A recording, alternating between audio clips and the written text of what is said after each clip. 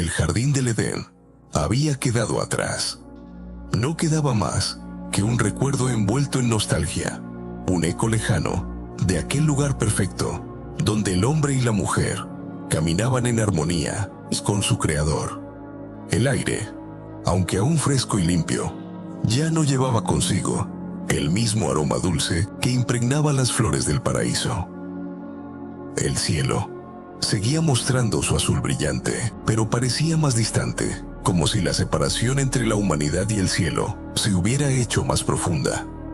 La inocencia se había desvanecido, y con ella se había ido la paz plena que habían disfrutado.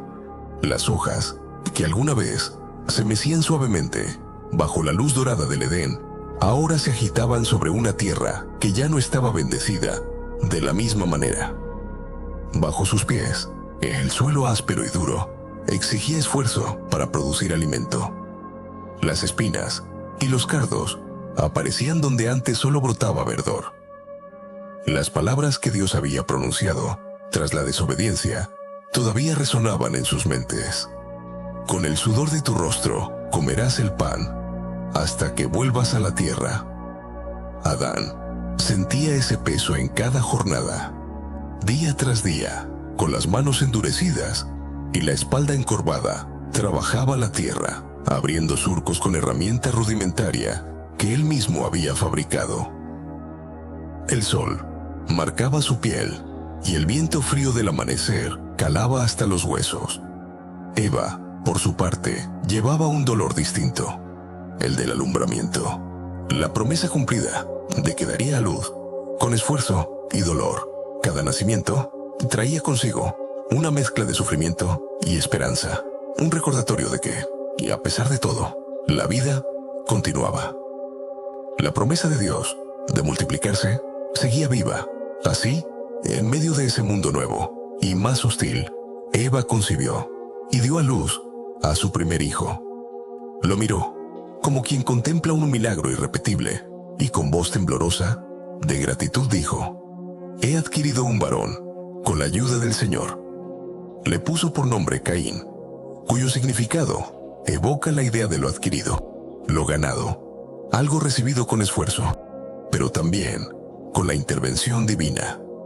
Para Eva, ese hijo era la prueba tangible de que Dios no los había abandonado, incluso fuera del Edén. Con el paso del tiempo, Eva volvió a concebir y dio a luz a su segundo hijo, Abel.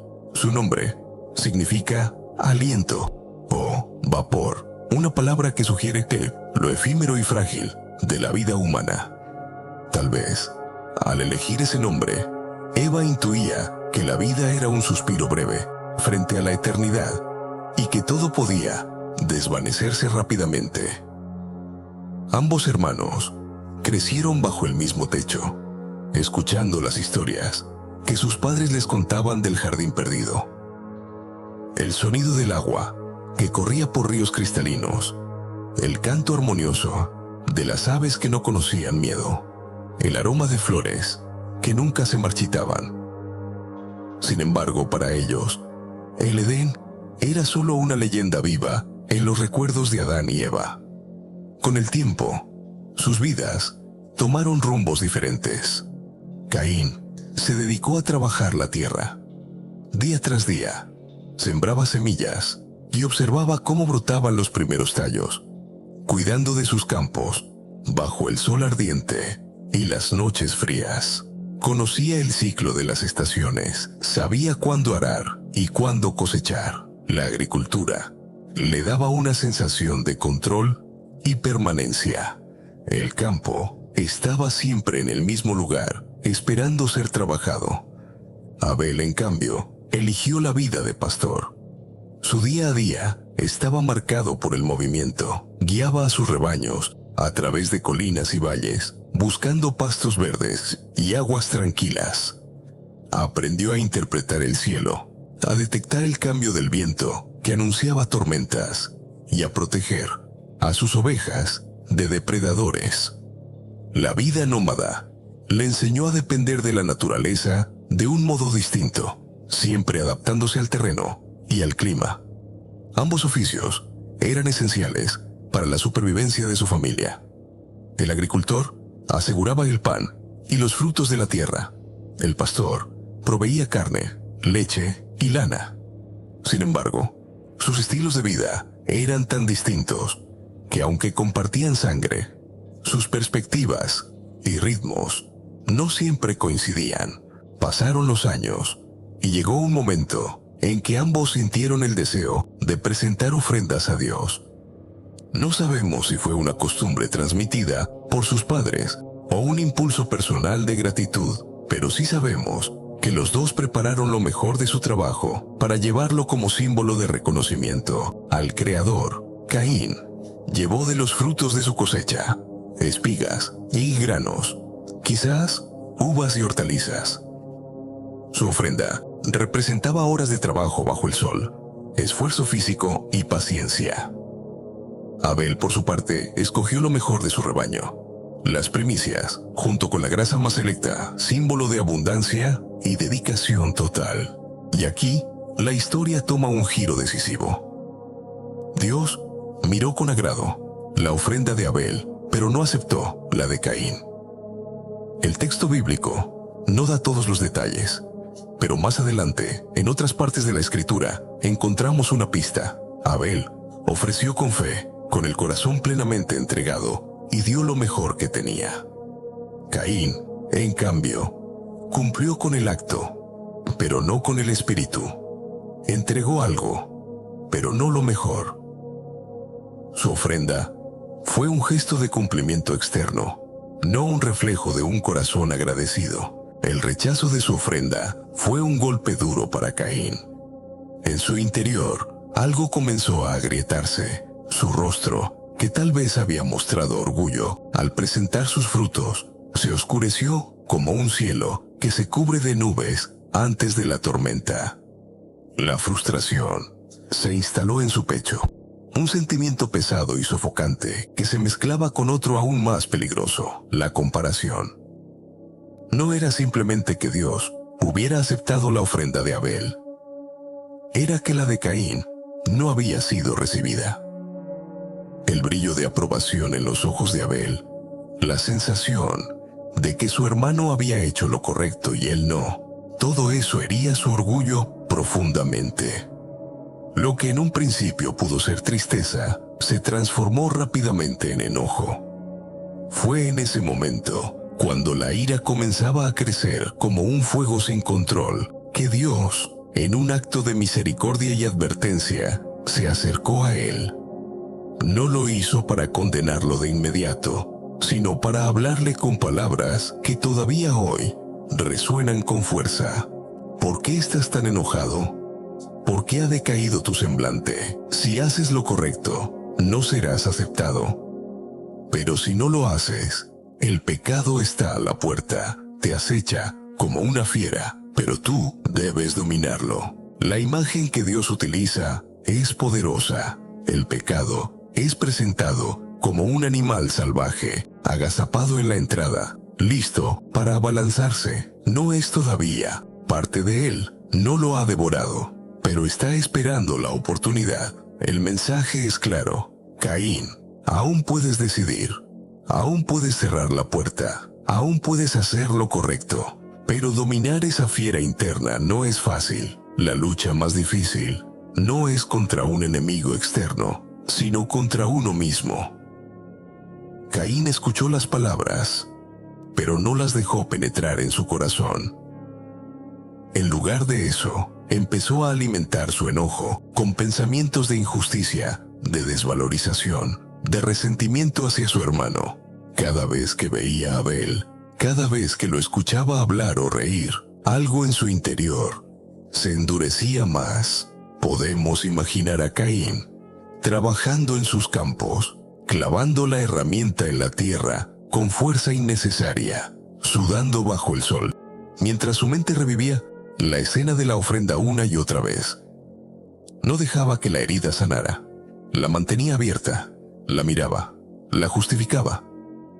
Y así, el resentimiento se transformó en odio. Llegó el día en que decidió actuar. Tal vez con voz casual, tal vez intentando que no se notara la intención, le dijo a su hermano: «Salgamos al campo».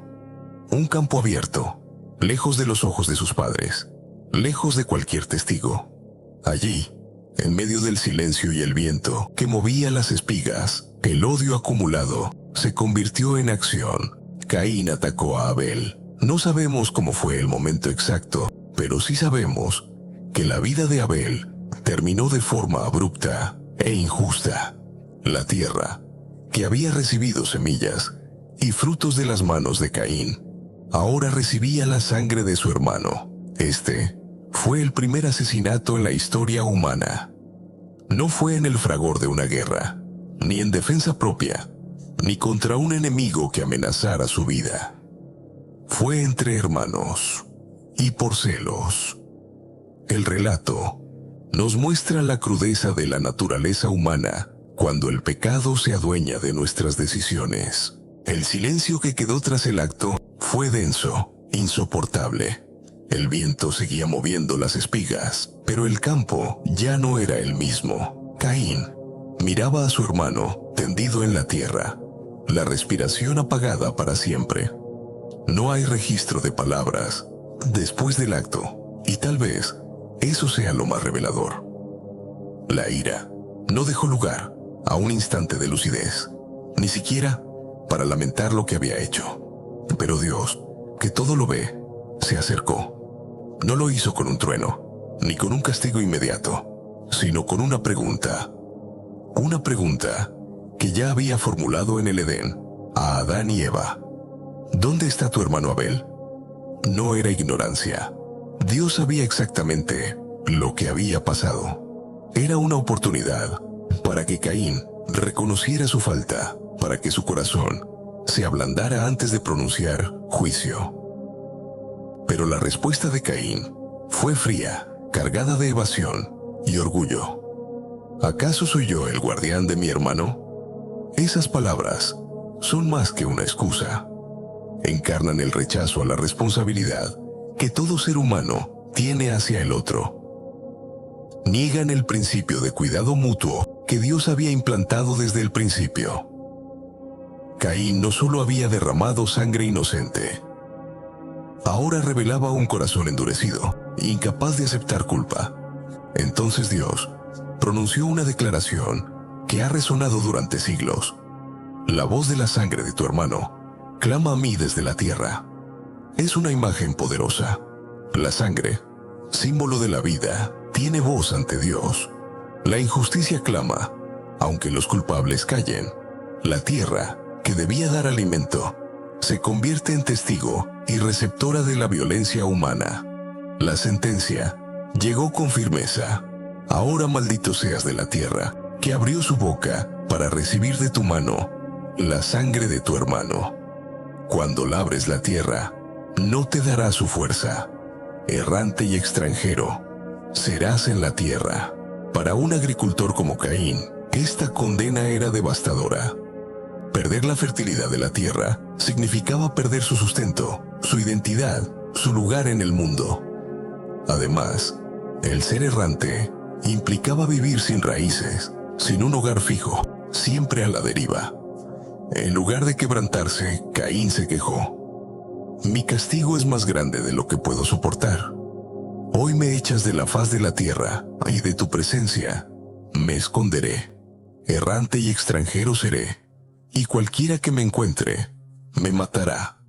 Lo notable es que su lamento no se centra en el arrepentimiento por lo que hizo, sino en las consecuencias que debe enfrentar. Sin embargo, en medio de la dureza de sus palabras, Dios mostró un destello de misericordia. Cualquiera que mate a Caín será castigado 7 veces, y puso una señal en Caín para que nadie se atreviera a quitarle la vida.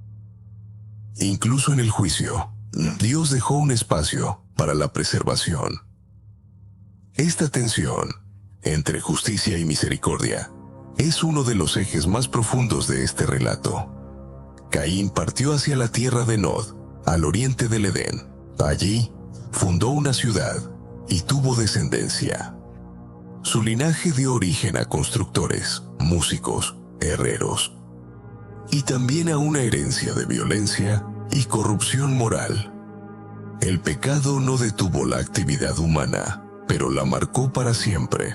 Mientras la figura de Caín se perdía en el horizonte, rumbo a la tierra de Nod, Adán y Eva recibían la noticia que destrozaría el corazón de cualquier padre.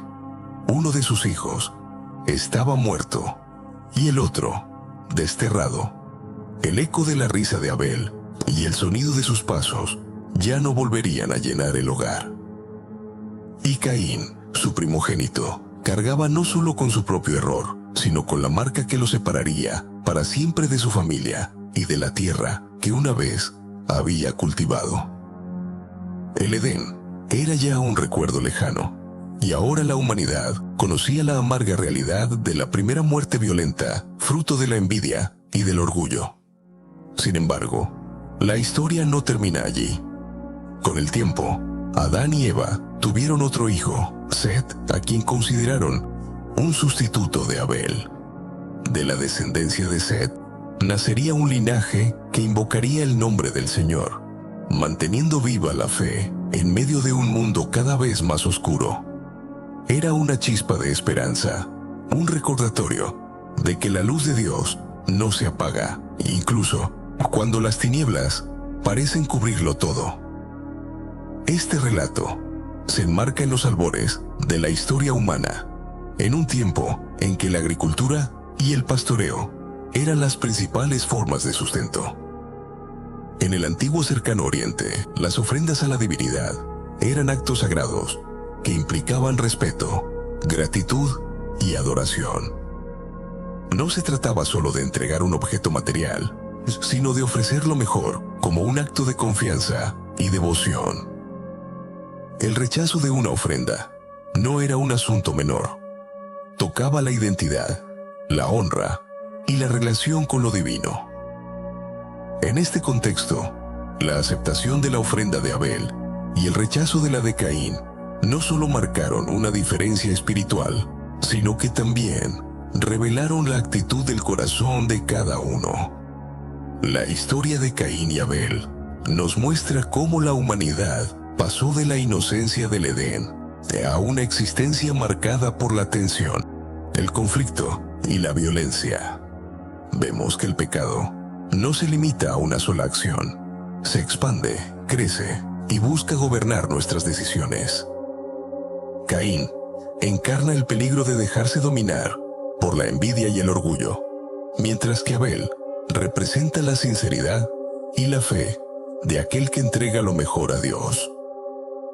Y en medio de ambos, Dios aparece como un padre que advierte antes de la caída, que busca el diálogo y que incluso después del error ofrece misericordia. En el video anterior, vimos cómo la desobediencia de Adán y Eva abrió la puerta al pecado, rompiendo la armonía con Dios y con la creación. Ahora, observamos cómo esa ruptura no se limita a la relación con el Creador, sino que se extiende también a la relación entre hermanos. El pecado no se queda quieto, se propaga, contamina y destruye vínculos. Esta es una advertencia para nosotros hoy. Si no dominamos las pasiones y resentimientos, estos pueden terminar dominándonos a nosotros. Si esta historia te ayudó a verla con nuevos ojos, te invito a darle me gusta y suscribirte al canal para que podamos seguir recorriendo juntos, capítulo a capítulo, las páginas más apasionantes de la Biblia y descubrir el mensaje vivo que todavía tienen para nuestra vida hoy. En el próximo capítulo, veremos cómo la violencia y la corrupción se multiplican hasta abarcar toda la humanidad, llevando a Dios a tomar una decisión radical, el diluvio que cambiará para siempre el curso de la historia. Y ahora, te dejo esta pregunta para que reflexiones. ¿Estás siendo guardián de tu hermano o estás buscando excusas para no serlo?